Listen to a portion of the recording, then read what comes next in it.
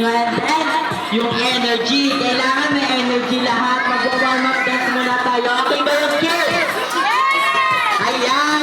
Okay? Tuturo muna namin sa inyo yung mga ibang steps.